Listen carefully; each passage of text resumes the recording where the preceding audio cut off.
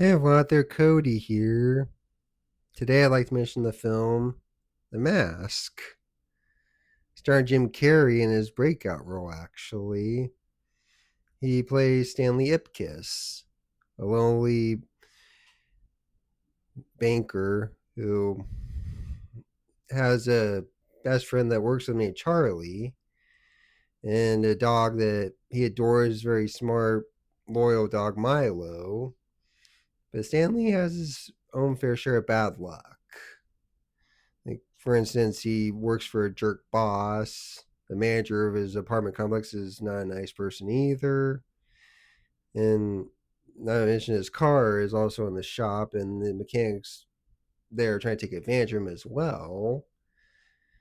But things somewhat change when he meets Tina Carlisle, played by Cameron Diaz, in her breakout role actually as well. And just this beautiful woman walks into the bank he works at, and he's just mesmerized by her. I'll come back to her in a bit. Anyhow, I mentioned the mechanics taking advantage of him. Well, they won't give him his car, so they loan him a car, and this car actually breaks down on him one night, so he has to walk home. He's walking across this bridge. In the bay, he sees something floating, and he goes and sees what it is, and it's actually a mask.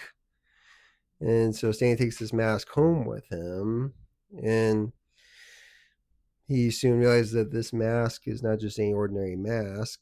This mask is something special because when he puts it on, he becomes this love crazy wild man with like special abilities and these powers. He can move quickly, he can shapeshift. He's just got these awesome abilities. Anyhow, this story takes place in the city of Edge City. And Edge City, there's this goon named Dorian Tyrell, played by the late great Peter Green, and he seeks to rule the city with his crime syndicate. And I mentioned that I come back to Tina in a bit. Well, what I meant by that is Dorian has Tina under his thumb as well. And also there's Lieutenant Calloway, this relentless cop who believes that Stanley is causing mischief and mayhem, so he's out to get him as well. And so, can Stanley use his powers for good or evil, or is he weighing over his head?